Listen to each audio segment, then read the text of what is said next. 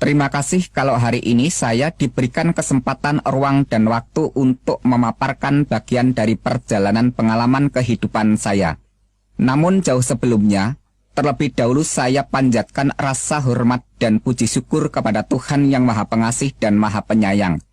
Karena hanya berkat rahmat, nikmat, dan hidayahnya saja, semuanya ini bisa saya sampaikan di hadapan saudara sekalian. Pada tahun 1989, saya masuk ke sebuah pondok pesantren mendalami ilmu syariat Islam.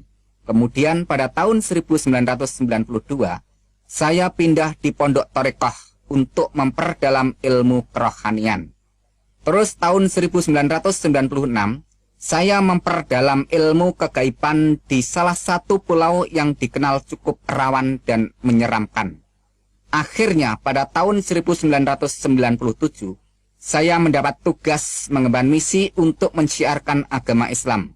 Dan waktu itulah kami berambisi sekali untuk mengislamkan orang-orang Kristen. Kenapa sasaran kami tertuju kepada orang-orang Kristen?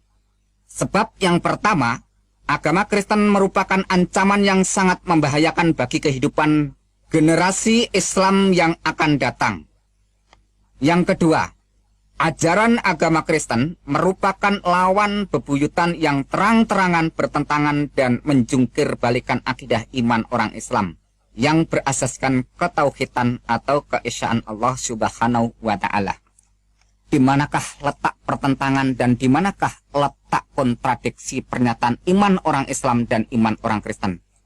Saya ajak saudara-saudari yang terkasih untuk bersama-sama saya membaca dan membuka kitab Al-Quran supaya saya tidak dituding asal bunyi atau asbun.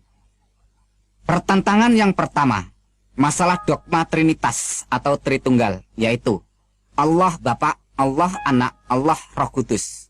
Hal ini dikecam keras oleh Al-Quran. Laqad kafara alladziina qalu innallaha salisu salasa wa ma min ilahin illa ilahum wahid, yang artinya sesungguhnya kafirlah orang-orang yang mengatakan bahwasanya Allah salah satu dari yang tiga. Padahal sekali-kali tidak ada Tuhan selain Tuhan yang Esa. Quran Surat Al-Maidah ayat yang ke-73. Dengan demikian disebut kafir kalau ada orang yang mengatakan Allah itu tiga. Saat iman orang Islam menegaskan bahwa Allah itu Esa. Qul huwallahu ahad. Katakanlah dialah Allah yang Maha Esa. Quran Surat Al-Ikhlas ayat yang pertama. Pertentangan yang kedua, agama Kristen mengajarkan bahwa Allah itu mempunyai anak yang disebut dengan istilah anak Allah. Hal ini disangkal keras oleh Al-Quran. Lam yalid wa lam yulad. Dia Allah tidak beranak dan tidak pula diperanakan. Quran Surat Al-Ikhlas ayat yang ketiga disambung dengan ayat berikut ini. Rabbina matakhadha sahibata wala walada. Tuhan tidak beristri dan Tuhan tidak beranak. Quran Surat Al-Jin ayat yang ketiga. Pertentangan yang ketiga, Kristen menekankan bahwa Isa Al-Masih itu Allah atau Tuhan. Inilah yang sangat ditolak oleh seluruh lapisan umat Islam dari golongan orang yang paling awam sampai ke tingkat golongan orang cendekiawan. Sebab hal itu sangat dikecam oleh Al-Quran dengan keras dan tegas. Laqad kafara alladziina qalu innallaha wal masihu ibnu Maryam. Sesungguhnya telah kafirlah orang-orang yang mengatakan sesungguhnya Allah ialah Al-Masih putra Maryam. Quran Surat Al-Maidah ayat yang ke-72. Pertentangan yang keempat, orang Kristen mengimani dan mempercayai bahwa Yesus atau Isa itu mati dibunuh. Hal ini juga disanggah dengan tegas oleh Al-Quran. Wa qaulihim inna qatalada masiha Isa bana Maryama Rasulullahi wa ma qataluhu wa ma salabuhu walakin subihal lahum wa innal ladzina ikhtalafu fihi lafi sakim minhu ma lahum bihi min ilmin illa tiba adhani wa ma qataluhu yaqina, yang artinya demikian. Dan karena ucapan mereka, sesungguhnya kami telah membunuh Al-Masih Isa putra Maryam, Rasul Allah. Padahal mereka tidak membunuhnya dan tidak menyalibnya, tetapi orang yang diserupakan dengan Isa bagi mereka. Sesungguhnya orang-orang yang berselisih paham pembunuhan Isa benar-benar dalam keraguan-raguan tentang yang dibunuh itu. Mereka tidak mempunyai keyakinan tentang siapa yang dibunuh itu, kecuali mengikuti persangkaan belaka. Mereka tidak pula yakin bahwa yang mereka bunuh itu adalah Isa. Quran Surat An-Nisa ayat yang ke-157. Pertentangan yang berikutnya yaitu yang kelima. Kitab orang Kristen yang dipegang sekarang sudah tidak suci atau asli lagi, karena sudah disembunyikan dan dirubah dengan pernyataan ayat Al-Quran. Ya ahlal kitabi qad ja'akum rasuluna yubayyinu lakum katsiran mimma kuntum tukhfuna minal kitabi wa ya'fu an katsirin. Qad ja'akum minallahi nurun wa kitabum mubin. Hai ahli kitab, sesungguhnya telah datang kepadamu rasul kami, menjelaskan kepadamu banyak dari sisi Alkitab yang kamu sembunyikan dan dibiarkannya. Sesungguhnya telah datang kepadamu cahaya dari Allah dan kitab yang menerangkan. Quran Surat Al-Maidah ayat yang ke-15 yang disambung dengan ayat berikut ini. Afatadma'una ayyaminu lakum wa qad kana fariqum minhum yasma'una kalama wahi summa yuqarifunahu min ba'dima aqaluhu wa hum ya'lamun. Yang artinya, apakah kamu masih mengharapkan mereka akan percaya kepadamu? Padahal segolongan dari mereka mendengar firman Allah, lalu mereka mengubahnya setelah mereka memahaminya, sedang mereka mengetahui. Quran Surat Al-Baqarah ayat yang ke-75. Dengan pernyataan ayat-ayat yang sudah saya ucapkan tadi, dengan dukungan penjelasan Injil Barnabas yang pada waktu itu saya baca sebagai rujukan, di mana kesimpulan penjelasan Injil Barnabas mengatakan bahwa yang disebut atau dikatakan Mesias, yaitu penyelamat, itu adalah Kanjeng Nabi besar Muhammad Shallallahu Alaihi Wasallam.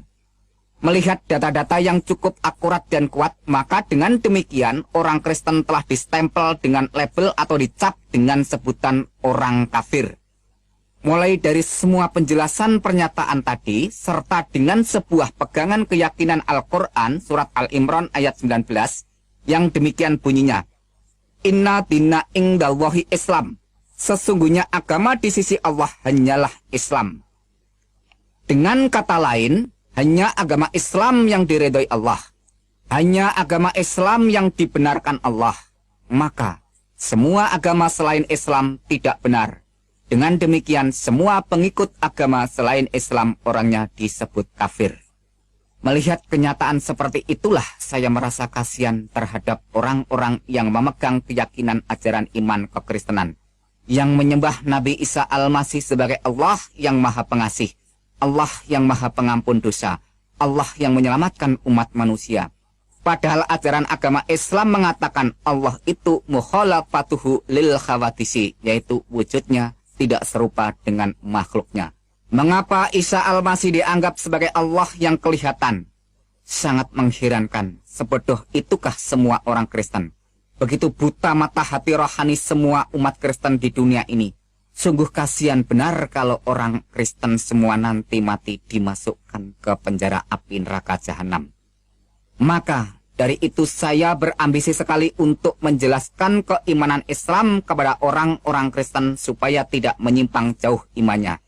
Tetapi ketika saya membaca sebuah majalah rohani orang Kristen, di situ saya temukan penjelasan seorang pendeta yang menguraikan tentang keesaan Tuhan yang diambil dari Ulangan 6 ayat yang keempat yang demikian bunyinya.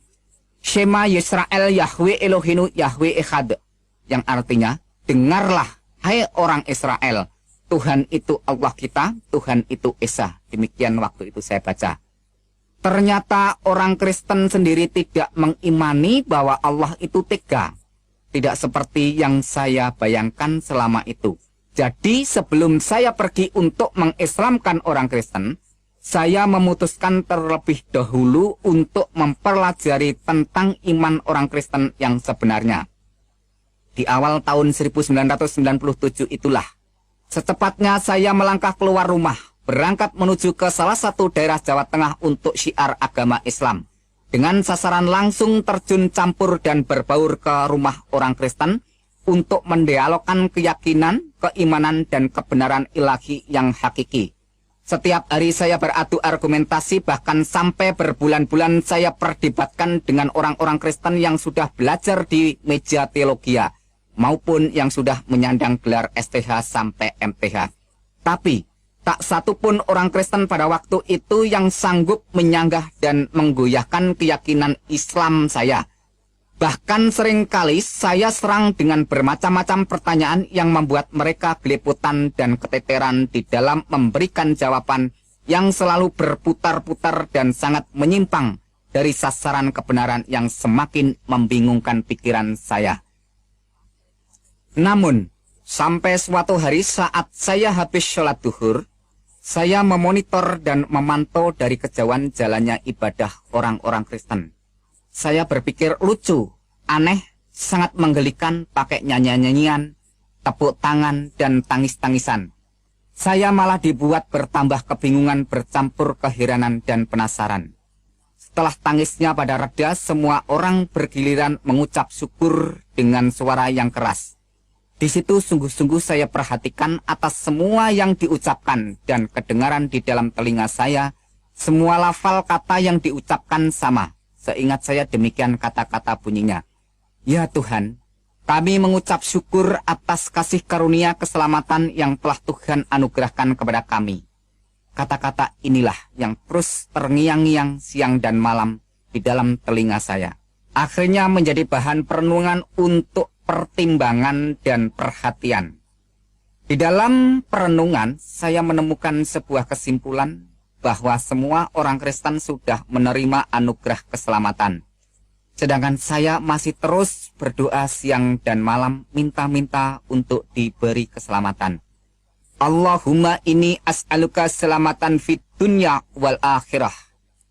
Ya Allah, berikanlah aku keselamatan di dunia dan di akhirat. Rabbana atina fid dunya hasanah wa fil akhirati hasanata wa qina adzabannar. Ya Tuhan, berikanlah kami kebaikan di dunia dan kebaikan di akhirat. Wa qina adzabannar, dan jauhkanlah kami dari azab atau siksa neraka jahanam. Di samping itu, saya juga mendoakan Kanjeng Nabi Muhammad serta keluarganya supaya diselamatkan. Allahumma sholli ala syahidina Muhammad wa ala ali syahidina Muhammad. Ya Allah, berikanlah keselamatan kepada junjungan Kanjeng Nabi besar Muhammad Sallallahu Alaihi Wasallam, dan selamatkan juga kepada seluruh keluarga Kanjeng Nabi Muhammad. Dari situ saya bertambah semangat untuk mengkaji lebih dalam pernyataan ayat-ayat Al-Quran. Mulai dari surat Al-Fatihah sampai surat Anas, yang saya bacakan langsung aja. Surat Al-Fatihahnya demikian bunyinya.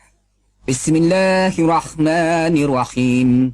Alhamdulillahirabbil alamin arrahmanirrahim maliki yaumiddin. Iyyaka na'budu wa iyyaka nasta'in ihdinas siratal mustaqim.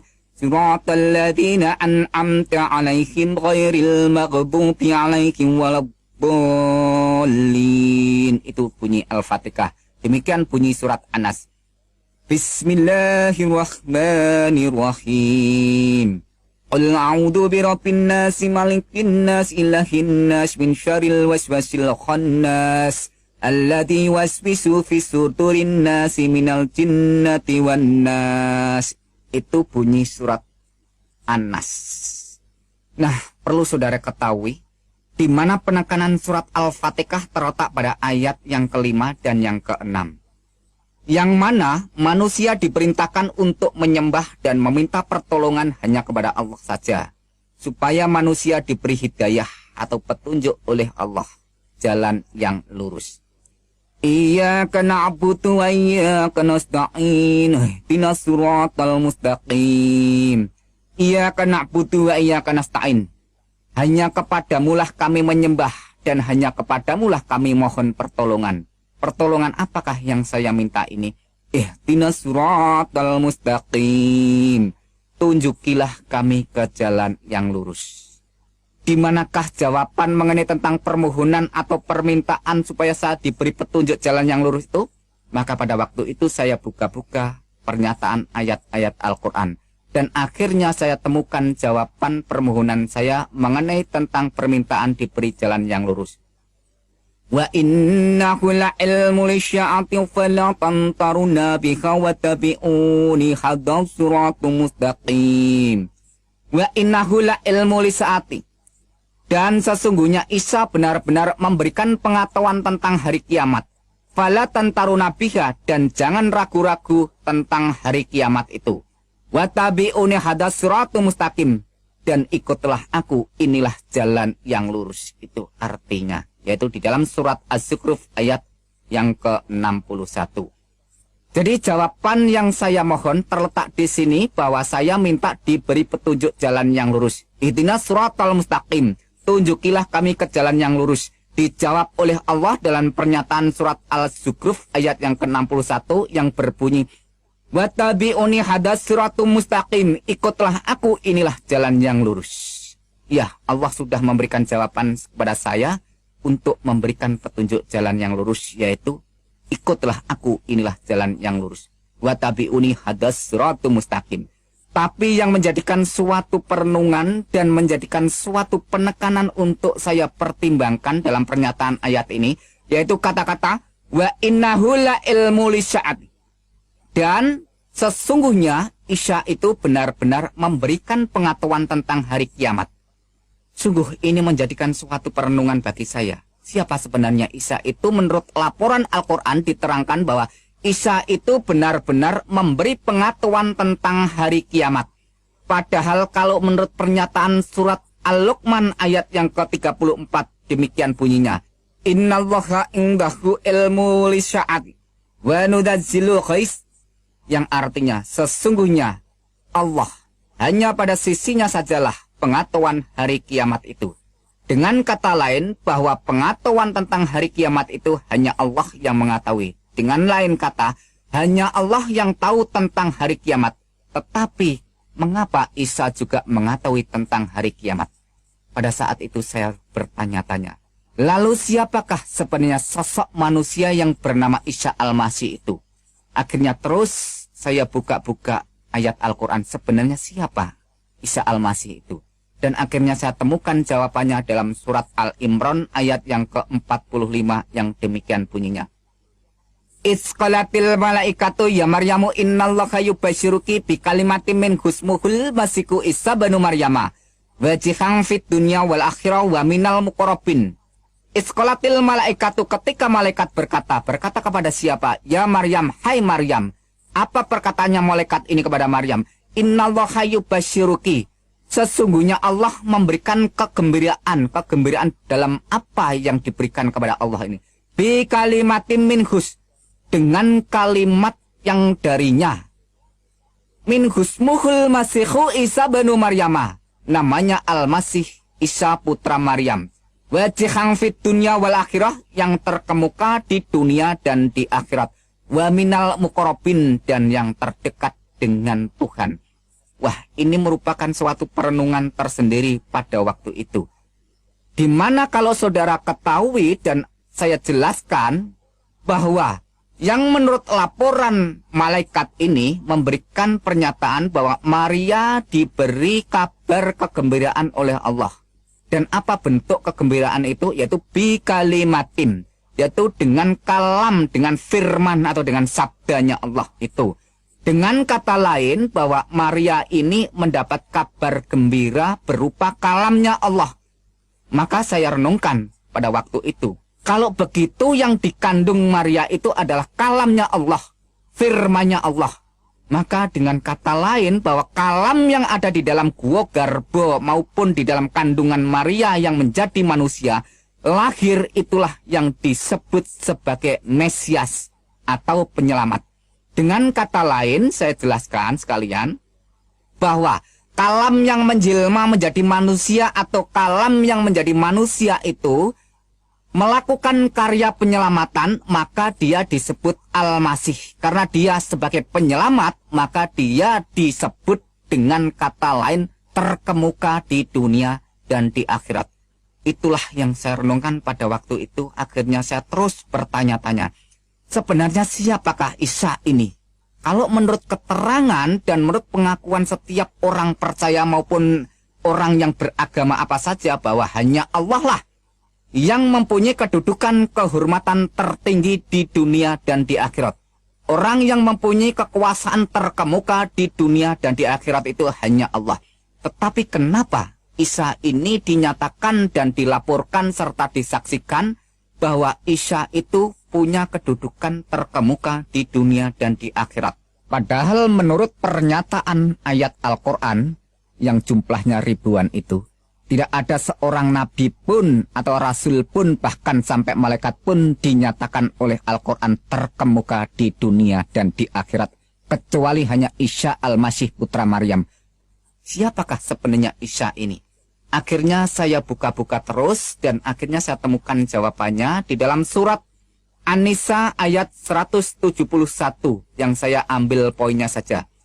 Innamal masihu Isa bin Maryam Rasulullah wa kalimatu alqaha ila Maryam wa ruhu minhu, yang artinya sesungguhnya Al-Masih Isa putra Maryam itu adalah utusan Allah dan kalimatnya yang disampaikan kepada Maryam dan roh darinya.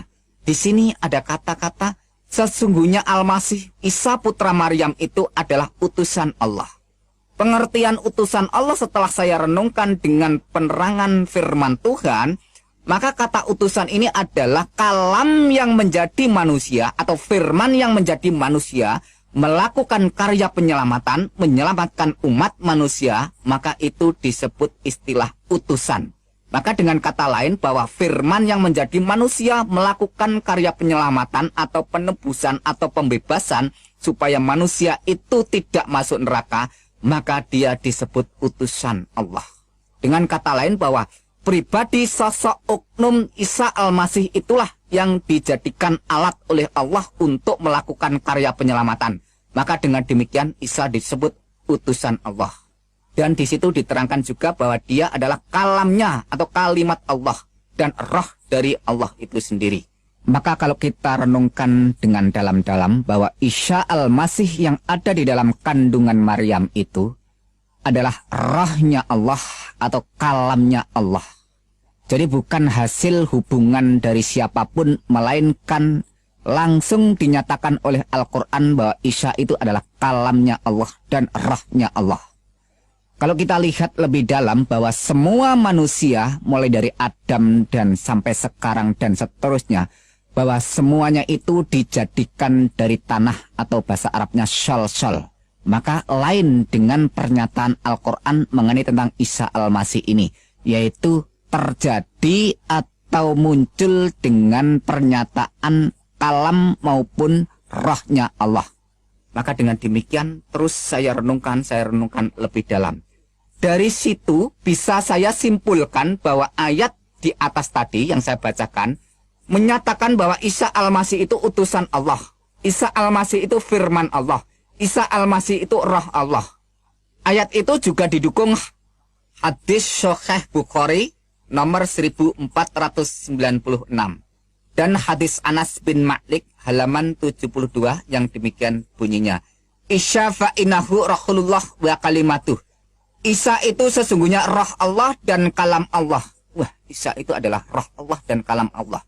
Ini merupakan suatu kesaksian seseorang yang tidak bisa diragukan karena yang bersaksi, yang menyatakan dan menerangkan ini adalah Kanjeng Nabi Muhammad SAW itu sendiri.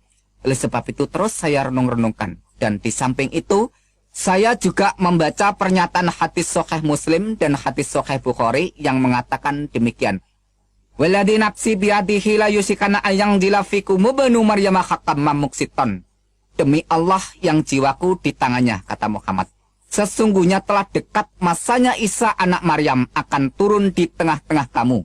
Dia akan menjadi hakam muksiton, akan menjadi hakim yang tegak atau hakim yang adil atau hakim yang lurus.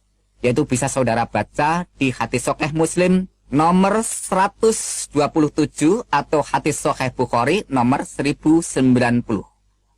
Kembali timbul sebuah pertanyaan lagi di dalam hati saya pada waktu itu. Siapakah sebenarnya Isa Al-Masih itu? Karena kalau menurut pernyataan di dalam Al-Quran bahwa Allah itulah hakim yang seadil-adilnya. Alaihissallahu bi'ahamil hakimin. Bukankah Allah hakim yang seadil-adilnya? Yaitu Quran surat At-Tin ayat yang ke-8.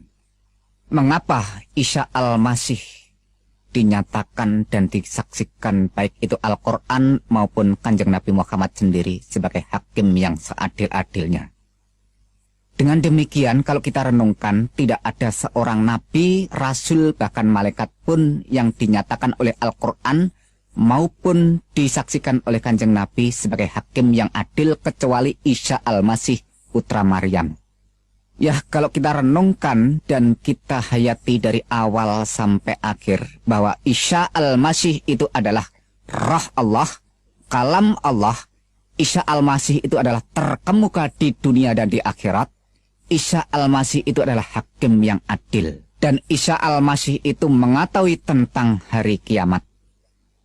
Memang semua itu sudah jelas, tetapi saya tetap belum mau mempercayai dan mengimani Yesus itu adalah Tuhan dan Juru Selamat saya. Mengapa? Karena masalah keyakinan, kepercayaan, dan keimanan tidak segampang orang membalikkan telapak tangan langsung terima dan diaminkan. Atau tidak semudah orang yang beli jajan di pinggir jalan langsung ditelan jadi kenyang. Tetapi ini masalah hati nurani yang suci. Maka membutuhkan pencerahan, penerangan Sang Ilahi yang Maha Suci, supaya hati nurani ini dapat mengambil suatu keputusan untuk menyatakan keberanian tentang kebenaran yang datang dari Tuhan, pencipta dan penguasa semesta alam. Maka untuk mendukung dan memperkuat semuanya itu, saya langsung terus untuk mengumpulkan data-data yang bersumber dari Al-Quran maupun hadis, yang berkaitan dengan kesaksian dan pengakuan mengenai pernyataan tentang Isa Al-Masih itu. Inilah data-data yang sudah saya kumpulkan dari pernyataan Al-Quran. Quran surat 19 ayat 19. Di sana dikatakan, Isa Al-Masih seorang anak laki-laki yang suci. Quran 19 ayat yang ke-21. Di sana dikatakan, Isa Al-Masih sebagai tanda bagi manusia dan rahmat dari Tuhan. Quran surat 3 ayat yang ke-46 dan Quran surat 5 ayat yang ke-19, ayat yang ke-20 dan ayat yang ke-110. Di sana dikatakan, Isa Al-Masih semasa dalam buayan dan ayunan sudah bisa berbicara dengan manusia. Quran surat 19 ayat yang ke-31, di sana dilaporkan Isa Al-Masih seorang yang diberkati Allah di mana saja berada. Quran surat 3 ayat yang ke-49 dan Quran surat 5 ayat yang ke-110, di sana diterangkan bahwa Isa membuat burung, menyembuhkan orang buta sejak lahir, menyembuhkan penyakit sopak atau lepra atau kusta, dan menghidupkan orang mati. Wah, ini luar biasa, perlu saudara renungkan. Dan data berikutnya, Quran surat 3 ayat yang ke-45, Isa adalah kalam Allah, terkemuka di dunia dan di akhirat.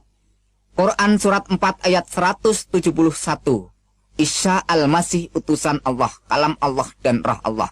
Quran surat 21 ayat yang ke-91 dikatakan, Isa dan ibunya dijadikan tanda yang besar bagi semesta alam. Dan data-data hadis yang saya kumpulkan, yaitu hadis Sahih Bukhari nomor 1496. Di sana diterangkan, Isa itu utusan Allah, kalam Allah, roh Allah. Hadis Sahih Bukhari nomor 1090. Di sana dikatakan, Isa akan turun menjadi hakim yang adil. Hadis Anas bin Malik halaman 72. Di sana dikatakan, Isa roh Allah dan kalam Allah. Hadis Sahih Muslim jilid 1 halaman yang ke-74. Di sana dikatakan, Isa adalah Imam Mahdi dan hakim yang adil. Hadis Ibnu Majah di sana melaporkan tidak ada Imam Mahdi selain Isa putra Maryam. Dengan bahasa Arab, La Mahdiya illa Isa banu Maryama. Itu bahasa Arabnya. Dengan dukungan dan pernyataan beberapa ayat-ayat Al-Quran dan hadis, perasaan saya seperti disinari dengan pancaran terang kebenaran untuk terus melangkah menuju jalan keselamatan. Tetapi ada satu hal yang membuat saya berat melangkah untuk berjalan terus menuju ke puncak keputusan.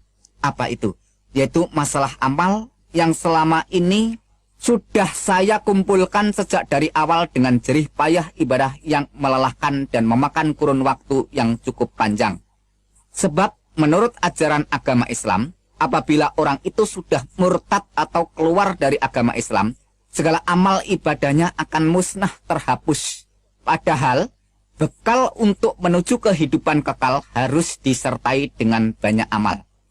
Dari sini saya kembali dihantui perasaan takut, khawatir, keraguan, kebimbangan, dan kebingungan. Saya lantas terus kembali buka-buka kitab hadis maupun kitab Al-Quran. Pada saat saya membuka hadis Sahih Muslim, ada suatu pernyataan hadis yang menjelaskan tentang masalah amal. Yang demikian bunyinya. Ang Jabir qala sami'tum Nabiya sallallahu alaihi wasallam yaqulu la yudakhilu ahadam minkum amaluhul jannah wala yujiruhu minan nar wala ana illa birahmatin minallah, yang artinya dari Jabir radhiyallahu anhu katanya, dia mendengar Nabi sallallahu alaihi wasallam bersabda, bukan amal seseorang yang memasukkannya ke surga atau melepaskannya dari neraka, termasuk juga aku, kata Kanjeng Nabi. Lantas bagaimana? Illa birahmatin minallah, kecuali dengan rahmat Allah. Hadis Sahih Muslim nomor 2412 sampai 2414. Dengan kata lain saya simpulkan bahwa hadis tadi menerangkan bahwa seseorang itu masuk neraka atau masuk surga bukan ditentukan oleh amal, melainkan illa birahmati minallah, kecuali dengan rahmat Allah. Dan Al-Quran pun juga menyatakan dengan jelas, yaitu Quran surat 44 ayat yang ke-40 sampai ke-42 yang demikian bunyinya. Inna yaumal fasli mikatuhum ajma'in. Sesungguhnya hari keputusan atau hari kiamat itu adalah waktu yang dijanjikan bagi mereka semuanya. Dilanjutkan ayat berikutnya. Yaumal la yuqni maulan amaulan syai'in walahum yungsarun. Yang artinya, yaitu hari yang seorang karib tidak dapat memberi manfaat kepada karibnya sedikit pun, dan mereka tidak akan mendapat pertolongan. Dan dilanjutkan ayat berikutnya, illa ma rahimallahu innahu huwal azizur rahim, yang artinya kecuali orang-orang yang diberikan rahmat oleh Allah, sesungguhnya dialah yang maha perkasa lagi maha penyayang. Nah, kesimpulan dari Quran surat Ad-Dukhan ayat yang ke-40 sampai 42 menyatakan pada hari keputusan atau hari penghakiman atau hari pengadilan, tak seorang pun kerabat dekat yang bisa memberi manfaat atau memberikan pertolongan kecuali orang yang diberi rahmat oleh Allah. Ternyata setelah saya renungkan, menurut pernyataan Quran surat 19 ayat 21, bahwa Isa itulah yang dijadikan tanda bagi manusia dan sebagai rahmat dari Allah.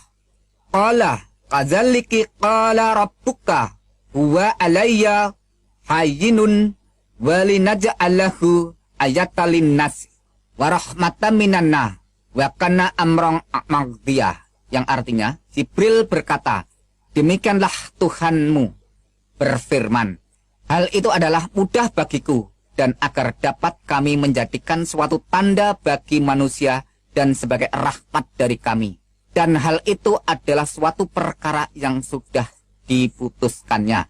Waduh, luar biasa.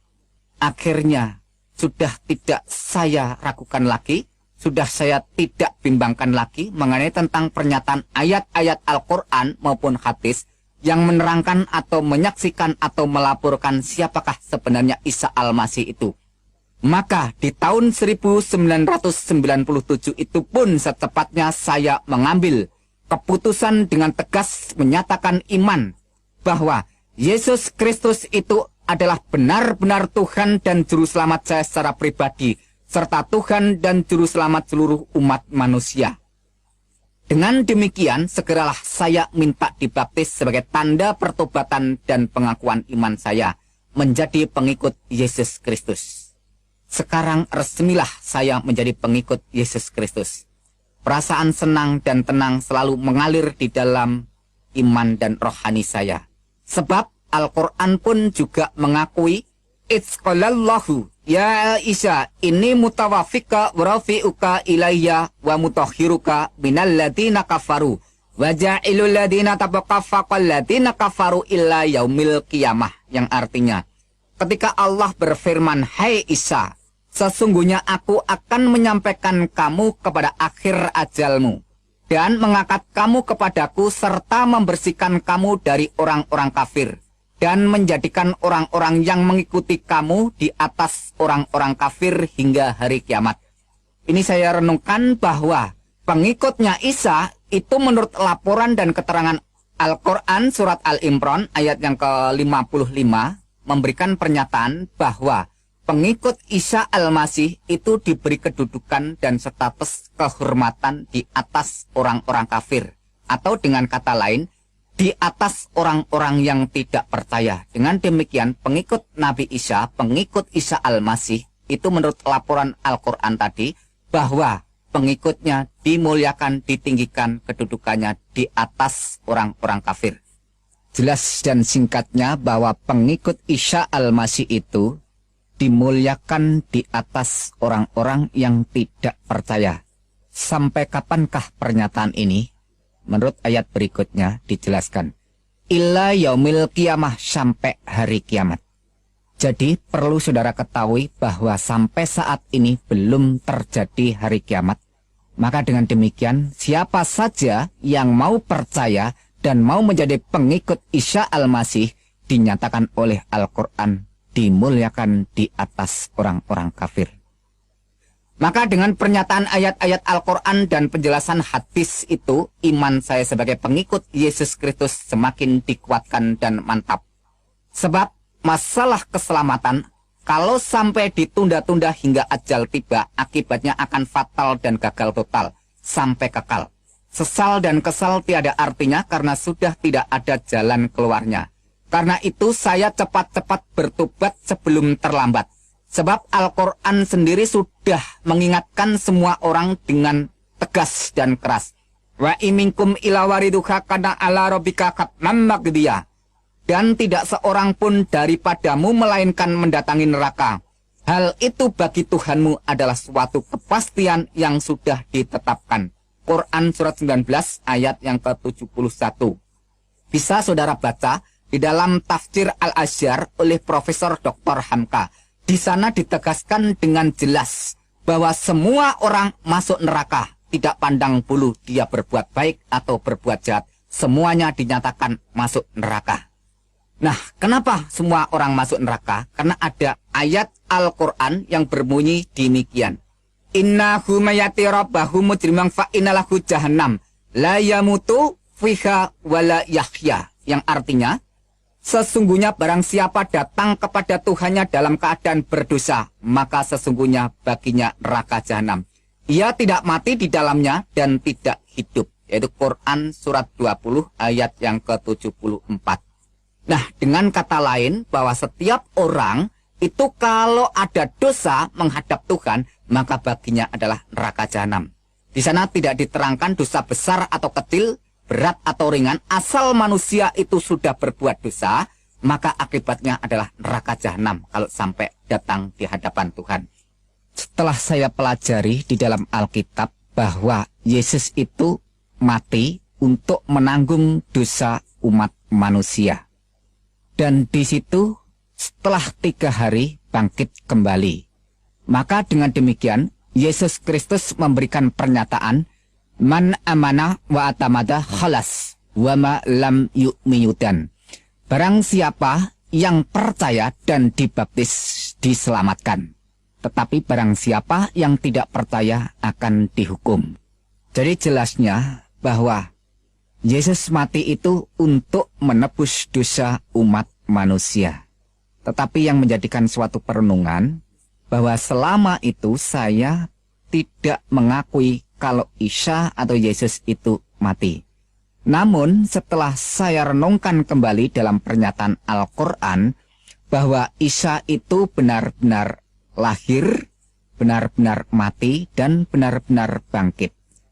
Hal semacam ini diterangkan oleh Quran surat Maryam ayat yang ke-33.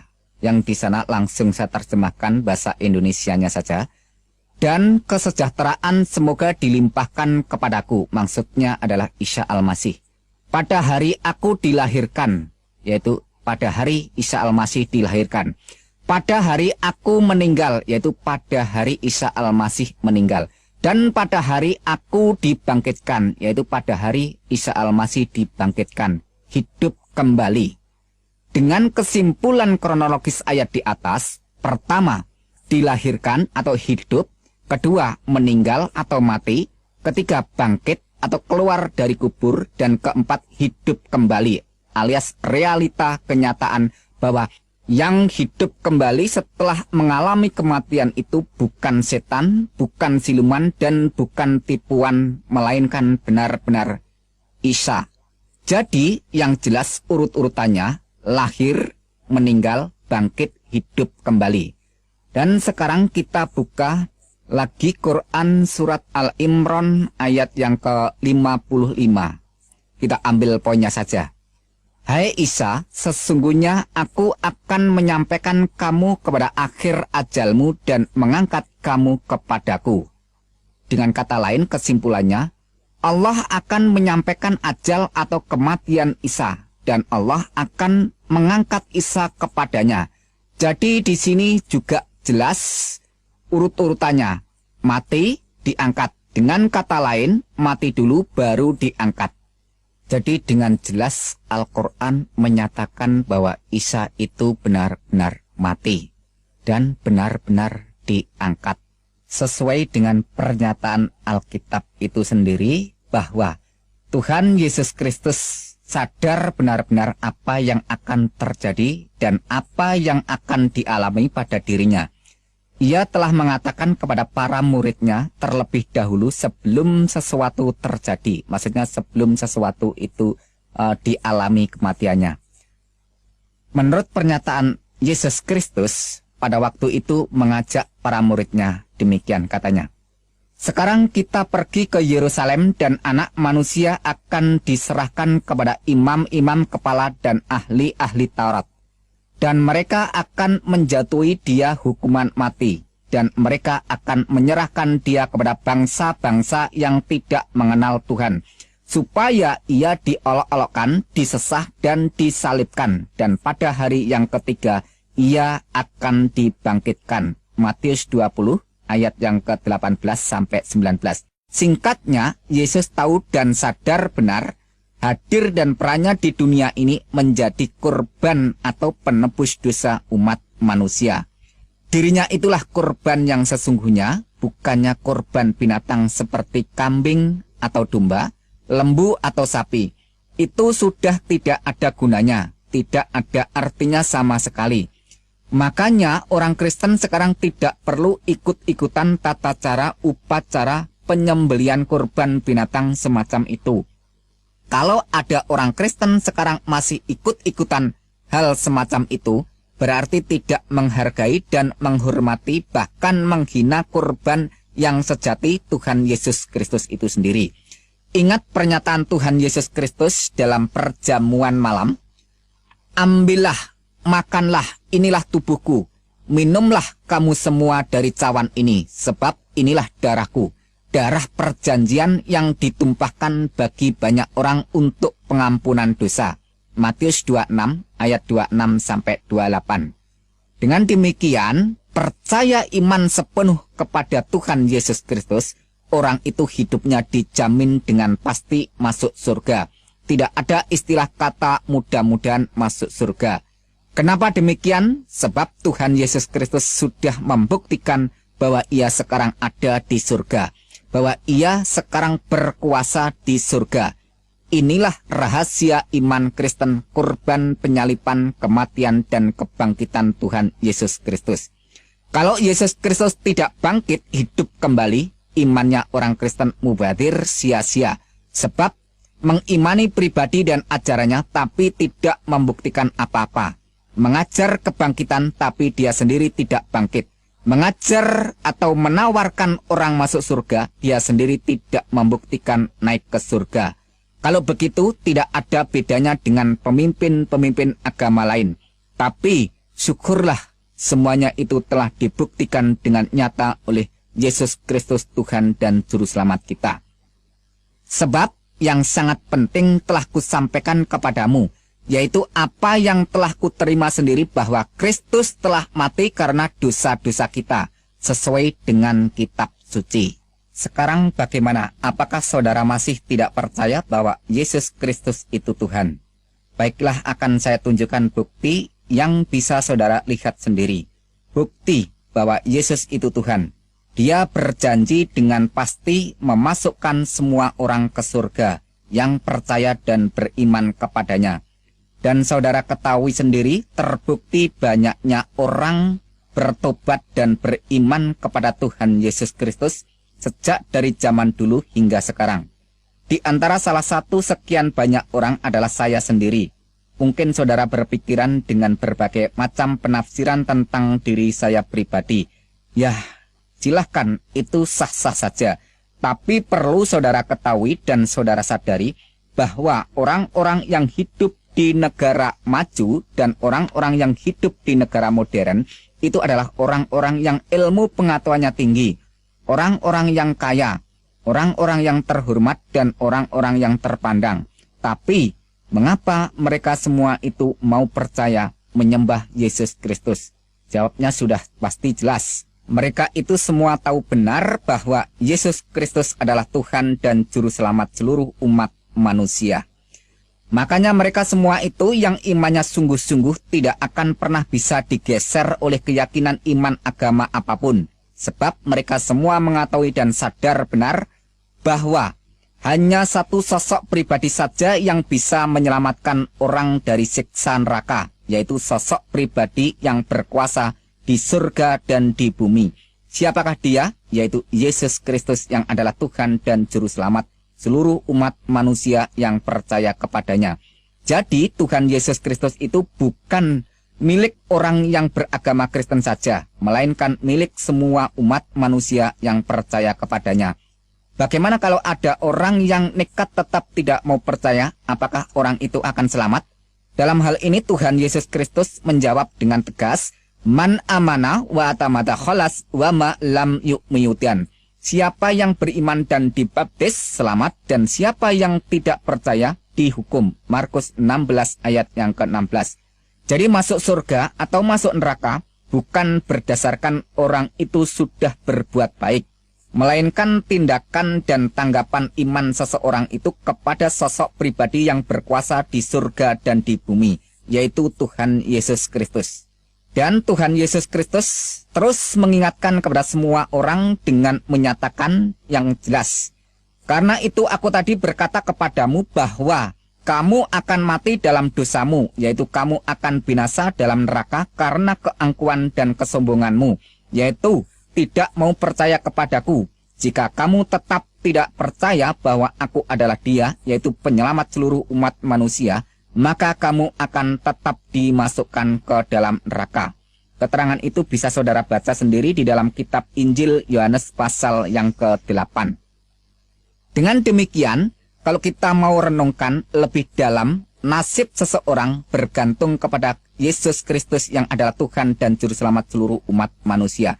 Orang itu mau menanggapi atau menolak, mau mengimani atau tidak, silahkan memilih, monggo kerso, tidak ada paksaan.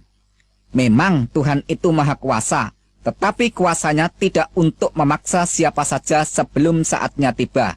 Akan tetapi, kalau saatnya sudah tiba, saudara tidak akan bisa lepas atau lolos dari pengadilan dan penghakiman maupun penghukumannya. Selama Tuhan masih memberikan kesempatan, nafas di kandung badan, marilah secepatnya ambil keputusan bertobat, datang beriman, menerima kasih karunia keselamatan yang dianugerahkan bagi setiap orang yang mau menerima dan beriman kepada Yesus Kristus Tuhan dan Juru Selamat seluruh umat manusia. Perlu saudara ketahui dan sadari lebih dalam lagi, bahwa setan tidak akan tinggal diam kalau ada orang yang datang beriman kepada Tuhan Yesus Kristus. Dan setan paling tidak senang kalau ada orang yang mengakui, mengimani dan menyebut Yesus Kristus itu adalah Tuhan dan Juru Selamatnya. Sebab bagi setan merupakan kegagalan yang sangat fatal untuk mencari pengikut sebanyak-banyaknya orang, untuk menemani setan di tempat neraka jahanam. Ya, kalau ada pemikiran di dalam benak hati saudara bahwa saya adalah orang yang tersesat dan menyesatkan banyak orang karena mengajak beriman dan percaya kepada Tuhan Yesus Kristus, dan terbukti nanti bahwa Yesus Kristus itu bukan benar-benar Tuhan dan Juru Selamat umat manusia, maka saya adalah orang yang nanti siap pertama kali dilempar ke dalam lautan api neraka. Saya adalah orang yang siap dimasukkan ke dalam neraka jahanam lebih dahuluan. Tetapi kalau saudara tetap nekat tidak mau percaya kepada Tuhan Yesus Kristus, ya terserah. Tidak masalah, itu hak saudara semua untuk menolak atau menerima. Akan tetapi tunjukkan bukti keberanian dan ketidakpercayaan saudara terhadap Tuhan Yesus Kristus. Katakan secara langsung ucapan saudara kepada Tuhan Yesus Kristus. Hai Yesus Kristus yang disembah oleh semua orang Kristen. Jika benar Engkau adalah Tuhan, jika benar Engkau berkuasa, tunjukkan kekuasaanmu di hadapanku. Ambil kesehatanku, ambil seluruh keluargaku, ambil seluruh harta benda kekayaanku, ambil seluruh kebahagiaanku, dan ambil seluruh kehormatanku. Kalau memang saudara berani, ulangi berkali-kali pernyataan ini. Saya meyakini secara pasti cepat atau lambat akan terjadi akibat peristiwa yang akan mengguncangkan kehidupan saudara. Perlu saudara ketahui dan sadari kalau terjadi sesuatu, cepat-cepatlah bertobat sebelum terlambat. Ya, masalah iman bukan karena ilmu pengetahuan, bukan karena ikut-ikutan, dan juga bukan karena warisan keturunan. Tetapi iman adalah rahasia Tuhan yang dikaruniakan kepada semua orang yang mau menanggapi dan mengimaninya. Maka orang itu akan merasakan dan mengetahuinya secara pribadi. Seperti kata pepatah yang mengatakan, malam yaduk alam ya'rif. Barang siapa yang belum merasakan, maka orang itu belum mengetahuinya. Maka untuk mengetahuinya, kita harus merasakan. Artinya kita harus bertindak melaksanakan iman yang sudah dikaruniakan Tuhan. Sekian kesaksian dan penjelasan dari saya. Kalau ada kesalahan, mohon maaf yang sebesar-besarnya. Tapi kalau semua ini jadi berkat, bersyukurlah kepada Sang Juru Selamat Tuhan Yesus Kristus. Di dalam kitab Injil Yohanes pasal 14 ayat yang ke-6, Yesus memberikan pernyataan, Akulah jalan dan kebenaran dan hidup. Tidak seorang pun datang kepada Bapa kalau tidak melalui aku. Dan tidak ada nama lain di bawah kolong langit ini selain nama Yesus Kristus yang bisa menyelamatkan umat manusia. Maka dengan pernyataan ini secara tegas bahwa Yesus itulah Sang Juru Selamat, jadi tidak perlu didoakan supaya dia selamat. Justru dia menawarkan siapa saja yang mau percaya kepadanya maka akan diselamatkan. Dan dijamin secara pasti karena Yesus Kristus sendiri sudah menyatakan bukti dengan konkret saat ini ada di surga. Dan hal semacam itu tidak perlu diragukan karena Al-Quran sendiri mengakui bahwa Isa Al-Masih ada di sisi hadirat Allah. Dengan kata lain bahwa Isa Al-Masih sekarang ini ada di surga. Oleh sebab itu, marilah renungkan dan marilah kita benar-benar mau dan benar-benar mengimani bahwa dialah Sang Juru Selamat seluruh umat manusia. Sekarang saya ingin menjelaskan kesalahan yang sering menjadi kesalahpahaman. Yang pertama, kesalahpahaman di dalam menyikapi tentang dogma atau ajaran Trinitas Tritunggal, yaitu tentang ajaran Bapa, Anak, dan Roh Kudus. Karena adanya pernyataan Al-Quran yang berkata, sesungguhnya kafirlah orang-orang yang mengatakan bahwasanya Allah salah satu dari yang tiga. Quran Surat Al-Maidah ayat 73. Perlu diketahui, ratusan tahun sebelum Al-Quran turun, orang Kristen yang Alkitabiah sudah menyalahkan paham ajaran Trinitas semacam itu. Sebab yang dikatakan Al-Quran Surat Al-Maidah 73 adalah paham ajaran tentang Trinitas duniawi substansi trideis relasi biologis. Saudara bisa baca sendiri Quran Surat 6 ayat 101 dan Quran Surat 72 ayat 3. Ayat-ayat itu menyalahkan kalau Allah itu dianggap mempunyai istri lantas beranak. Quran Surat 5 ayat 75 menyatakan bahwa Isa dan ibunya itu adalah manusia biasa yang makan dan minum. Quran Surat 23 ayat 91. Ayat itu menyatakan kalau ada Tuhan yang lain pasti terjadi rebutan saling mengalahkan untuk menguasai ciptaannya. Sudah saya katakan bahwa ajaran Trinitas model begitu sudah ditentang iman orang Kristen lebih duluan sebelum Al-Quran menentangnya. Sebab dogma Trinitas ketiga ilahiyah Alkitabiah adalah Bapa, Anak, Roh Kudus, di mana kata Bapa juga berbicara masalah Allah, kata Anak juga berbicara masalah Allah, kata Roh Kudus juga bicara masalah Allah. Jadi ketiganya tetap eksit berbicara tentang Allah, bukan membicarakan tentang ciptaan yang dituhankan, di mana kata Bapa berbicara tentang hakikat atau ausia oknum pribadi yang wajibul wujud, yang wajib ada keberadaannya. Kata Anak bicara tentang firman Allah yang nuzul atau turun menjadi manusia, yang melaksanakan karya keselamatan, menghapus dosa, dan membebaskan bagi orang-orang berdosa. Kata Roh Kudus berbicara tentang rohnya Allah, yang berdiam di dalam diri orang-orang yang beriman kepada Tuhan Yesus Kristus untuk memimpin, membimbing, dan memampukan orang-orang itu supaya mentaati dan melaksanakan segala perintahnya. Apakah kalau ada orang yang beriman tentang ketiga hal semacam itu dikatakan syirik, musyrik, atau kafir? Bukankah Al-Quran juga memberikan pernyataan tentang adanya Allah, tentang adanya firman Allah, dan tentang adanya roh Allah? Ingat dan catat bahwa roh Allah atau Roh Kudus bukanlah malaikat Jibril. Di dalam Alkitab maupun di dalam Al-Quran, malaikat Jibril tidak pernah memperkenalkan dirinya adalah Roh Kudus atau roh Allah. Kesimpulannya, bahwa iman semua orang Kristen sejak dulu sampai sekarang hingga yang akan datang tetap berpedoman bahwa Tuhan itu Esa. Shema Yisrael Yahweh Elohinu Yahweh Echad, bahasa Arabnya Isma ya Israel, Rabbu ilahuna Rabbu Ahad. Dengarlah, hai Israel, Tuhan itu sesembahan kita, Tuhan itu Esa. Silahkan baca sendiri Ulangan 6 ayat 4, Markus 12 ayat 29. Dengan demikian, orang Kristen lebih duluan beriman dan menyembah Tuhan yang Esa daripada pernyataan Al-Quran yang ratusan tahun baru menyerukan Qul huwallahu ahad. Katakanlah dialah Allah yang Maha Esa. Quran Surat Al-Ikhlas ayat pertama. Jadi pengajaran tentang Bapa, Anak, dan Roh Kudus bukanlah mengimani Allah itu jumlahnya 3 seperti aliran paganisme penyembah beberapa berhala yang dikecam Quran Surat An-Najm. Tetapi iman orang Kristen memberikan pengajaran yang lebih dalam tentang pernyataan keesaan Tuhan. Jelasnya dogma Trinitas, Bapa, Anak, dan Roh Kudus mengajarkan keesaan Tuhan yang lebih dalam, sehingga orang itu lebih paham mengenal Tuhan yang Esa, karena Tuhanlah yang memperkenalkan dirinya. Inilah yang disebut teologi tingkat tinggi atau ilmu ketuhanan yang sangat dalam. Sekarang pernyataan iman Kristen tentang anak Allah yang sering disalahpahamkan pengertian dan penafsirannya oleh orang Islam. Karena adanya pernyataan Al-Quran yang mengatakan Allah tidak beranak dan tidak diperanakan. Quran Surat Al-Ikhlas ayat 3. Tuhan kami tidak beristri dan dia tidak beranak. Quran Surat Al-Jin ayat yang ketiga.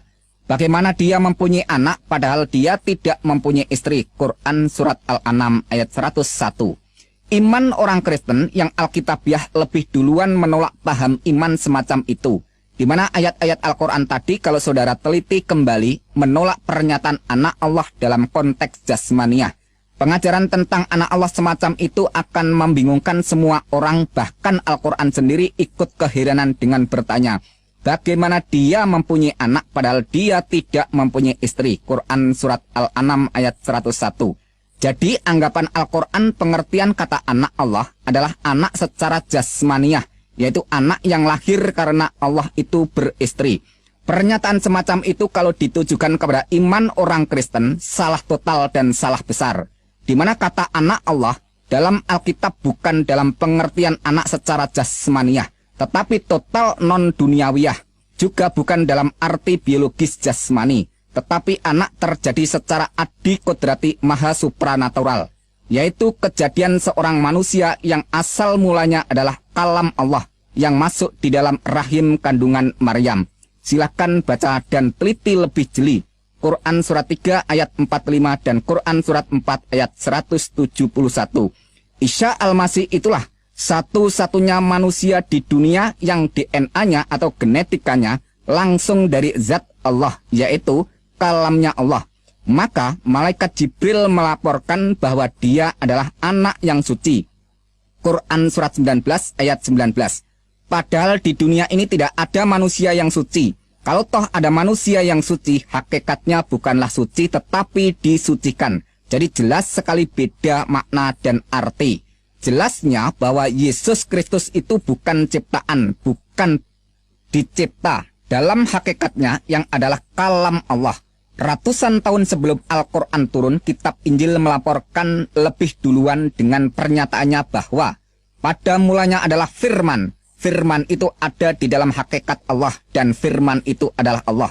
Karena firman itu ada di dalam hakikat Allah, maka firman itu adalah Allah. Dan firman itu telah menjadi manusia. Silahkan baca Injil Yohanes 1 ayat 1 dan 14.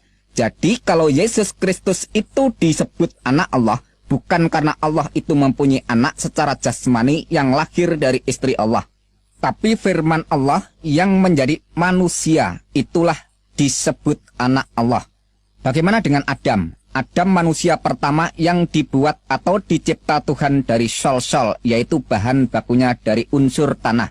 Setelah itu manusia selanjutnya, DNA atau genetikanya melalui pembuahan dari sperma pria dan sel telur wanita yang diproses dalam rahim kandungan perempuan. Kecuali manusia yang bernama Yesus Kristus yang DNA atau genetikanya langsung dari atas. Makanya Tuhan Yesus Kristus bersabda kepada semua manusia, "Kamu berasal dari bawah, aku dari atas. Kamu dari dunia ini, aku bukan dari dunia ini." Yohanes 8 ayat 23. Oleh sebab dia bukan dari dunia ini, melainkan dari atas, maka pada waktu dia meninggal, badan wadaknya tidak tertinggal di bumi. Tepat sekali apa yang dikatakan kitab Yohanes 13 ayat yang ketiga, bahwa ia datang dari Tuhan dan kembali lagi kepada Tuhan. Sekarang jawaban tentang pernyataan Al-Quran yang mengatakan, sesungguhnya telah kafirlah orang-orang yang berkata, Allah ialah Al-Masih Isa putra Maryam. Pernyataan semacam ini kita harus tahu terlebih dahulu duduk permasalahan kata Allah dan kata Tuhan. Kata Allah berbicara masalah ilahiyah, hakikat atau ausia oknumnya, yaitu zat wajibul wujud, yang wajib ada keberadaannya. Sedangkan kata Tuhan berbicara masalah rububiyah, yaitu kekuasaan atau kuasa sang penguasa. Jadi kalau Yesus dikatakan Allah, itu mengacu pra keberadaannya atau sebelum keberadaannya menjadi manusia yang hakikat sebenarnya adalah firman.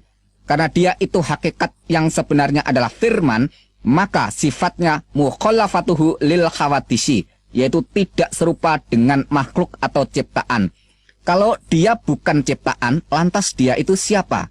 Dia adalah firman Allah yang menjadi manusia. Pada mulanya adalah firman. Firman itu di dalam hakikat Allah dan firman itu adalah Allah. Ingat dan catat bahwa firman itu adalah Allah.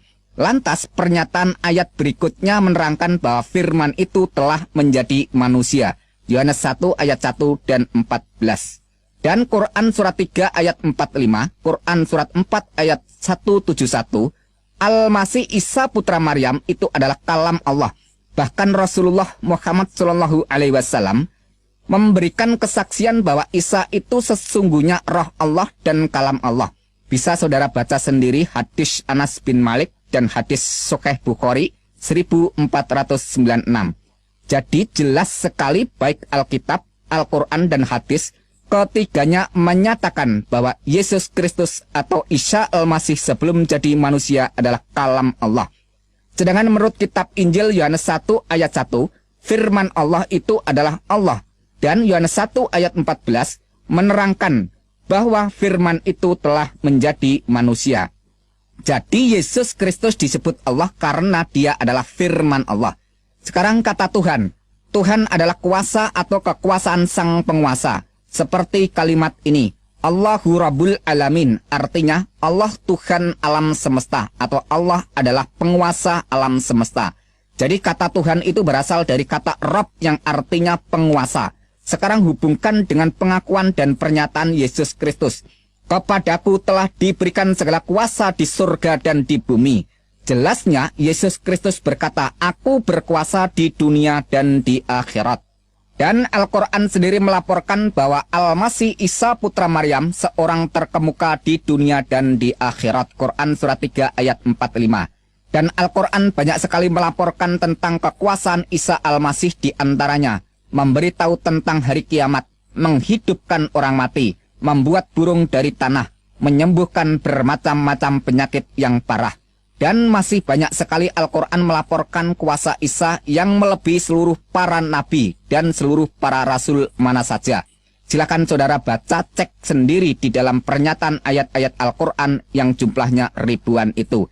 Jadi yang disangkal Quran surat Al-Maidah ayat 72, wujud kemanusiaannya Isa Al-Masih, yaitu anak Maryam. Sebab Allah itu bukan anak Maryam. Allah itu ada sebelum segala sesuatu ada. Tepat sekali bahwa Tuhan Yesus Kristus sendiri juga berkata, aku adalah yang awal dan yang akhir. Jelasnya, segala sesuatu belum ada, Yesus Kristus sudah ada. Dan segala sesuatu tidak ada, Tuhan Yesus Kristus tetap ada. Karena dia itu Sang Maha Ada, Asyar Hayah, dan yang mengadakan segala sesuatu yang tidak ada menjadi ada. Maka dia berhak disembah dan wajib disembah. Kalau tidak malah berdosa. Sekarang masalah Alkitab yang sering dituding sudah tidak asli lagi karena sudah dirubah. Yang berdasarkan keterangan Quran surat 3 ayat 78, Quran surat 4 ayat 46, Quran surat 5 ayat 13, Quran surat 5 ayat 15, Quran surat 3 ayat 71, Quran surat 2 ayat 75, dan Quran surat 2 ayat 41 dan 42. Silakan saudara baca dan teliti sendiri bahwa semua yang dikecam dan disalahkan Al-Quran bukan kitabnya, melainkan orang-orangnya yang tidak setia melaksanakan ajaran Alkitab, bahkan sering mengajarkannya dengan kepalsuan dan kebohongan. Jelasnya, yang disalahkan Al-Quran bukan Alkitabnya, melainkan para pelakunya atau orang-orangnya. Sebab semasa Rasulullah Muhammad SAW masih hidup, tidak pernah mempermasalahkan Alkitab yang sudah beredar di zaman itu. Dan juga tidak pernah melarang, menegur, dan mencegah siapa saja yang membaca Alkitab. Bahkan Al-Quran sendiri memerintahkan Alkitab itu dibawa dan dibaca. Quran surat 3 ayat 93.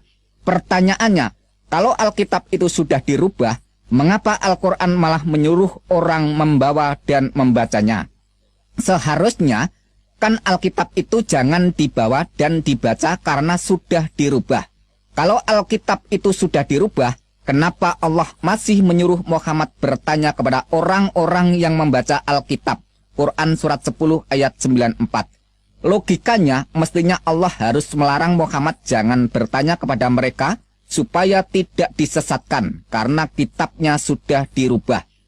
Pada saat Muhammad kembali ragu-ragu menerima Al-Quran, Allah juga menggunakan standar dasar Alkitab sebagai petunjuk dari Allah bagi Bani Israel. Quran surat 32 ayat 23. Dengan demikian, Allah masih mengakui kebenaran Alkitab secara sah. Bahkan banyak ayat-ayat Al-Quran menerangkan bahwa kitab Taurat dan kitab Injil itu dibenarkan oleh Allah. Quran surat 2 ayat 41, 89, 91, 101, 136. Quran surat 3 ayat 3, Quran surat 4 ayat 136, Quran surat 5 ayat 43, 44, 46, 47, 48, 68. Quran surat 6 ayat 92, Quran surat 10 ayat 73, Quran surat 43 ayat 4, dan Quran surat 26 ayat 196.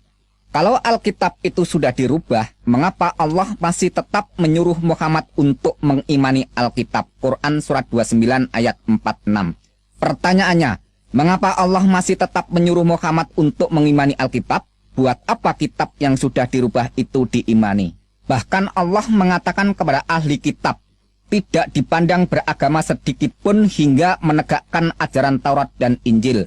Quran surat 5 ayat 68. Pertanyaannya, kitab Taurat dan Injil kan sudah dirubah. Mengapa masih harus ditegakkan? Seharusnya kan Al-Quran saja yang diperintahkan untuk ditegakkan. Kalau benar Alkitab itu sudah dirubah, secara langsung mengatakan bahwa Allah tidak dapat memelihara kitab yang sudah diturunkan, karena membiarkan Alkitab yang sudah diturunkan itu dirubah orang. Ada yang berdalih dengan berkata demikian, makanya Allah menurunkan Al-Quran sebagai penyempurna kitab-kitab yang terdahulu. Pernyataan semacam itu justru menuduh Allah itu kurang bijak karena menurunkan Alkitab yang tidak sempurna. Dalam iman kekristenan, kalau Tuhan yang berfirman, Tuhan mampu dan sanggup menjaga keabsahan firman-Nya, seperti yang telah difirmankan. Langit dan bumi akan berlalu, tetapi perkataanku tidak akan berlalu. Markus 13 ayat 31. Rumput menjadi kering, bunga menjadi layu, tetapi firman Tuhan kita tetap untuk selama-lamanya. Yesaya 40 ayat 8. Tetapi firman Tuhan tetap untuk selama-lamanya. Inilah firman yang disampaikan Injil kepada kamu. 1 Petrus 1 ayat 25. Aku bersaksi kepada orang yang mendengarkan perkataan-perkataan nubuat dari kitab ini. Jika seorang menambahkan sesuatu kepada perkataan-perkataan ini, maka Tuhan akan menambahkan kepadanya malapetaka-malapetaka yang tertulis di dalam kitab ini. Dan jika seorang mengurangkan perkataan-perkataan dari kitab nubuat ini, maka Tuhan akan mengambil bagiannya dari pohon kehidupan, dari kota kudus, seperti yang tertulis di dalam kitab ini. Wahyu 22 ayat 18 dan 19. Jadi kesimpulannya bahwa Alkitab yang kita baca ini tidak ada yang dirubah, tetap masih asli dan murni dari segi makna dan arti. Dan Alkitab yang kita baca ini pada hakikatnya tidak perlu mendapat pengakuan dan dukungan dari pernyataan Al-Quran. Karena Alkitab sudah sempurna. Apa yang akan disempurnakan lagi? Kalau saya mempergunakan ayat-ayat Al-Quran disebabkan karena memberikan jawaban kesalahpahaman. Kalau tidak ada kesalahpahaman, ya saya tidak akan mengutip ayat-ayat Al-Quran. Sekarang menjawab kematian Isa Al-Masih atau Yesus Kristus. Untuk membahas masalah ini, kita tidak boleh hanya mendengar informasi dari satu sisi. Sebab ini adalah kejadian fakta yang nyata, tapi berbeda cerita antara Alkitab dan Al-Quran. Maka salah satunya harus ada yang membuktikan kebenarannya.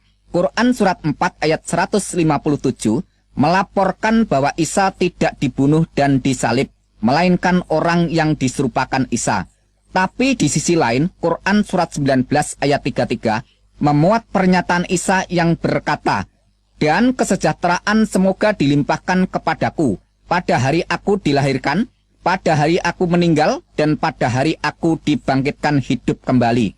Jadi jelasnya, Al-Quran melaporkan bahwa Isa itu dilahirkan, kemudian meninggal, lantas dibangkitkan, terus hidup kembali. Keterangan berikutnya Quran surat 3 ayat 55, Allah menyatakan dengan berfirman, hai Isa, sesungguhnya aku akan menyampaikan kepada akhir ajalmu dan mengangkat kamu kepadaku. Jadi jelasnya Allah menyatakan kematian Isa dulu baru mengangkat Isa kepadanya. Singkatnya, Isa mati dulu baru diangkat ke hadiratnya. Tapi mengapa Quran surat 4 ayat 157 itu mengatakan bahwa Isa tidak dibunuh dan disalib? Lantas ayat 158 mengatakan, tetapi Allah telah mengangkat Isa kepadanya. Sekarang renungkan pelan-pelan. Dulu Al-Quran mengatakan Isa itu lahir, kemudian meninggal, lantas dibangkitkan, terus hidup kembali. Dan Allah sendiri menyatakan Isa itu mati dulu, baru diangkat kepadanya. Tapi tiba-tiba muncul keterangan yang bertentangan bahwa Isa tidak mati, tetapi diangkat Allah. Pertanyaannya, kenapa Allah membiarkan berjuta-juta orang salah paham sampai 600 tahun kemudian baru diinformasikan bahwa yang mati itu bukan Isa melainkan orang lain yang diserupakan Isa? Kenapa Tuhan yang Maha Suci jauh dari dusta, sifatnya berubah demikian? Membiarkan orang tertipu sampai waktu sekian panjang lamanya. Kalau yang mati itu bukan Isa, melainkan orang lain yang diserupakan Isa, pertanyaannya, siapakah orang yang diserupakan Isa itu? Siapakah nama orang yang diserupakan Isa itu? Apakah yang mati itu tidak berkata bahwa dia bukan Isa? Dari keluarga siapakah orang yang diserupakan Isa itu? Dari asal daerah manakah orang yang diserupakan Isa itu? Apakah seluruh keluarganya tidak menerangkan bahwa yang disalib itu bukan Isa melainkan keluarganya? Bagaimana para tetangga dan teman-temannya apa juga ikut bungkam? Tahukah apa penyebabnya Isa Al-Masih itu dituntut hukuman mati dengan jalan disalib? Apakah karena menciarkan atau mendakwahkan ajarannya? Oh, tidak sama sekali. Melainkan pernyataan dan pengakuannya yang mengatakan bahwa kedudukan dirinya sederajat atau sama dengan Allah. Bagi semua orang, pernyataan semacam itu dianggap menghujat Allah dan hukumnya harus dibunuh mati. Sekarang bagaimana keterangan dari Alkitab tentang kematian Yesus Kristus? Menurut pernyataan dari Alkitab, semua orang mengakui bahwa yang mati di salib itu benar-benar Yesus Kristus. Dan Tuhan Yesus Kristus sendiri mengakui bahwa dirinya telah mati tapi hidup kembali. Kata Tuhan Yesus Kristus, "Jangan takut, aku adalah yang awal dan yang akhir dan yang hidup. Aku telah mati, namun lihatlah, aku hidup sampai selama-lamanya." Wahyu pasal 1 ayat 17 dan 18. Coba sekarang renungkan yang bersangkutan sendiri mengakui, tapi orang lain tidak mau mengakui. Ini namanya lucu sekali. Kematian Tuhan Yesus Kristus yang sangat terpenting adalah untuk menebus, menghapus, dan mengampuni dosa umat manusia. Sejak waktu itu, Yesus mulai menyatakan kepada para murid-muridnya bahwa ia harus pergi ke Yerusalem dan menanggung banyak penderitaan. Dan pihak tua-tua, imam-imam kepala dan ahli-ahli Taurat lalu dibunuh dan dibangkitkan pada hari ketiga. Matius 16 ayat 21.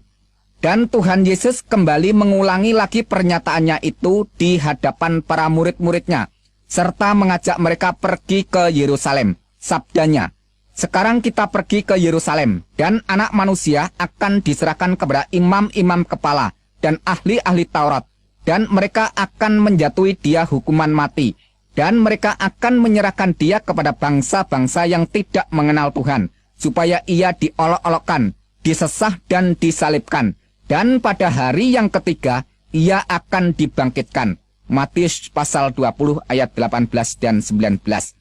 Setelah sampai di kota Yerusalem, saatnya tiba makan malam. Ketika itu Tuhan Yesus Kristus mengambil roti dan cawan atau tempat minuman.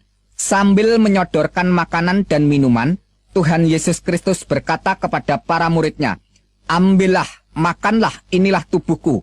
Minumlah kamu semua dari cawan ini, sebab ini adalah darahku, darah perjanjian yang ditumpahkan bagi banyak orang untuk pengampunan dosa." Matius pasal 26 ayat 26 sampai 28. Kesimpulannya bahwa Tuhan Yesus Kristus benar-benar mati untuk mengampuni dosa orang banyak. Firman Tuhan selanjutnya menyatakan, "Sebab jika kamu mengaku dengan mulutmu bahwa Yesus adalah Tuhan dan percaya dalam hatimu bahwa Tuhan telah membangkitkan dia dari antara orang mati, maka kamu akan diselamatkan. Karena dengan hati orang percaya dan dibenarkan, dan dengan mulut orang mengaku diselamatkan." Roma 10 ayat 9 dan 10. Tentang dialah semua nabi bersaksi bahwa barang siapa percaya kepadanya, ia akan mendapat pengampunan dosa oleh karena percaya kepada Tuhan Yesus Kristus. Kisah Para Rasul pasal 10 ayat 43. Dan di dalam Al-Quran surat Ali Imran ayat 55, Allah juga memberikan kesaksian tentang pengikut Isa Al-Masih yang demikian sebagian bunyinya. "Waja'ilul ladina tabaka fokal ladina kafaru illa yaumil qiyamah," yang artinya, "Dan menjadikan orang-orang yang mengikuti kamu," yaitu Isa, "di atas orang-orang kafir hingga hari kiamat." Oh, luar biasa, jelas sekali bahwa Allah memberikan status kedudukan para pengikut Isa di atas orang-orang kafir, atau memberikan kedudukan, kehormatan yang mulia di atas orang-orang yang tidak percaya. Sampai kapankah pernyataan itu berlaku? Ila yaumil qiyamah, sampai hari kiamat. Sedangkan hari kiamat sampai saat ini belum tiba. Wah, ini kesempatan yang sangat terbuka bagi siapa saja yang mau percaya. Makanya kami lihat wajah orang-orang Kristen itu pada ceria dan bahagia, penuh kelimpahan berkat rahmat dunia akhirat. Itulah kunci rahasia bagi siapa saja yang mau percaya. Sekarang masalah kitab palsu Injil Barnabas. Yang perlu saudara ketahui terlebih dahulu, siapakah orang yang bernama Barnabas itu? Barnabas adalah seorang keturunan suku Lewi yang berasal dari Pulau Siprus. Dia menggabungkan diri dengan para rasul setelah Tuhan Yesus Kristus naik ke surga. Kisah para Rasul 4 ayat 36 dan 37. Dengan demikian, Barnabas bukanlah salah seorang dari 12 rasul yang dipilih langsung oleh Tuhan Yesus Kristus. Dan dia tidak pernah menulis kitab yang bernama Injil Barnabas. Lantas, siapakah yang menulis sebuah kitab palsu Injil Barnabas itu? Penulis kitab palsu Injil Barnabas adalah seorang keturunan Ismail. Dari mana bisa kita ketahui? Dari keterangan kitab palsu Injil Barnabas itu sendiri. Pasal 192 menerangkan demikian. Seluruh kitab ini aku belum dapat membacanya, karena pejabat tinggi agama itu di dalam perpustakaannya, aku membaca, telah melarang aku, mengatakan bahwa seorang keturunan Ismail telah menulisnya. Jelasnya demikian. Pejabat tinggi agama melarang untuk membaca kitab itu karena yang menulis kitab itu adalah seorang keturunan Ismail. Sudah jelas kita ketahui bahwa sepanjang sejarah tidak pernah ada seorang keturunan Ismail menulis kitab Injil. Dan kita ketahui bahwa kitab palsu Injil Barnabas ditulis sekitar abad ke-13 atau sekitar tahun 1300 Masehi. Dari mana kita ketahui kalau ditulis sekitar tahun itu? Dari keterangan kitab palsu Injil Barnabas yang menerangkan demikian, pasal 82 dan pasal 83, bahwa tahun Yubel diperingati setiap 100 tahun sekali. Padahal tahun Yubel yang sebenarnya diperingati setiap 50 tahun sekali sesuai yang tercatat di dalam kitab Taurat Imamat pasal 25 ayat 8 sampai 13. Tapi mengapa kitab palsu Injil Barnabas itu mengatakan bahwa tahun Yubel diperingati setiap 100 tahun sekali? Penulis kitab palsu Injil Barnabas telah terjebak ketidaktahuannya bahwa yang mengubah peringatan tahun Yubel dari setiap 50 tahun sekali diubah menjadi setiap 100 tahun sekali adalah Paus Bonifacius VIII pada tahun 1300 Masehi. Dengan demikian, bisa kita ketahui bahwa kitab palsu Injil Barnabas ditulis setelah abad ke-13 atau sekitar tahun 1300 Masehi. Kalau penulis Injil Barnabas itu adalah seorang rekan para rasul, keturunan suku Lewi dari Pulau Siprus, pasti sudah jelas dicatat pada abad pertama, bukan dicatat pada abad ke-13. Yang perlu diteliti lebih jeli lagi bahwa penulis kitab palsu Injil Barnabas tidak memahami situasi kondisi geografi daerah setempat. Di mana pasal 20 kitab Injil palsu Barnabas menceritakan bahwa Yesus dari Galilea menuju ke daerah Nazaret naik perahu. Padahal semua orang di sana sudah pada tahu kalau daerah Nazaret itu letaknya di daratan pedalaman, bukan di seberang lautan. Mana mungkin ada orang yang mau menuju ke daratan pedalaman naik perahu. Yang menjadikan perhatian sangat mengherankan di dalam kitab palsu Injil Barnabas pasal 21, merekam pengakuan setan yang menyatakan jumlah setan yang merasuk ke dalam diri orang yang kerasukan adalah 6.666 setan. Bukankah jumlah 6.666 setan jumlah bilangan yang sangat mengejutkan? Keterangan di dalam kitab palsu Injil Barnabas pasal 42, pasal 43, pasal 83, pasal 97, dan pasal 163 menerangkan bahwa Yesus menolak kalau dirinya dikatakan Mesias atau Al-Masih. Mesias atau Al-Masih yang sebenarnya adalah seorang pesuruh Allah yang bernama Muhammad. Pernyataan kitab palsu Injil Barnabas itu sangat bertentangan dengan keterangan Al-Quran yang mengatakan bahwa Al-Masih adalah Isa putra Maryam. Quran surat 3 ayat 45 dan Quran surat 4 ayat 171. Sekarang pertanyaannya, siapakah sebenarnya yang disebut Al-Masih di dalam Al-Quran? Yang benar keterangan dari Alkitab palsu Injil Barnabas atau keterangan dari Al-Quran? Sebab menurut kitab palsu Injil Barnabas yang dikatakan Al-Masih adalah Muhammad. Sedangkan menurut pernyataan Al-Quran, Al-Masih itu adalah Isa putra Maryam. Apakah keterangan kitab palsu Injil Barnabas yang tidak selaras dengan pernyataan Al-Quran itu masih tetap dipertahankan untuk dijadikan pegangan kebenaran? Sekarang masalah pernyataan Al-Quran yang mengatakan inna dina indallahil Islam, yang artinya sesungguhnya agama di sisi Allah hanyalah Islam. Dengan kata lain, sesungguhnya agama yang diridhoi di sisi Allah hanyalah Islam. Saya katakan pernyataan itu sah dan benar untuk imannya orang-orang yang beragama Islam. Tapi pertanyaannya, apakah kalau sudah beragama Islam pasti masuk surga? Bagi kami orang-orang Kristen, tujuan imannya bukanlah mencari agama yang benar, tapi tujuan iman orang Kristen adalah keselamatan jiwa. Dan keselamatan itu sudah dikaruniakan Tuhan Yesus Kristus. Dalam firman-Nya mengatakan, Behasikem et taklit imunatekem et Yesuat nafsu tekem, yang artinya, karena kamu telah mencapai tujuan imanmu, yaitu keselamatan jiwamu. 1 Petrus 1 ayat 9. Jadi tujuan iman orang Kristen bukan mencari agama yang benar, tetapi keselamatan jiwa. Karena hakikat kebenaran hanya terdapat pada Sang Maha Benar. Dalam sabdanya Tuhan Yesus Kristus berkata, Akulah jalan dan kebenaran dan hidup. Tidak ada seorang pun yang datang ke surga kalau tidak melalui aku. Jelasnya, tidak ada yang bisa datang ke surga melalui agama apa saja, kecuali melalui Sang Penguasa surga, yaitu Yesus Kristus. Dan di seluruh alam jagat raya ini, tidak ada yang dapat selamat dari hukuman neraka, kecuali diselamatkan oleh Sang Maha Penyelamat, yaitu Tuhan Yesus Kristus. Demikianlah keterangan dari saya. Apabila di dalam saya menguraikan segala sesuatu pernyataan baik itu melalui Al-Quran maupun melalui hadis dan Alkitab, apabila ada suatu kesalahan, saya mohon maaf yang sebesar-besarnya.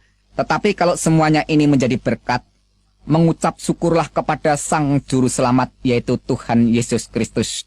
Baruch haba beshem Adonai Yeshua Hamasiah. Diberkatilah orang yang datang dalam nama Tuhan Yesus Kristus.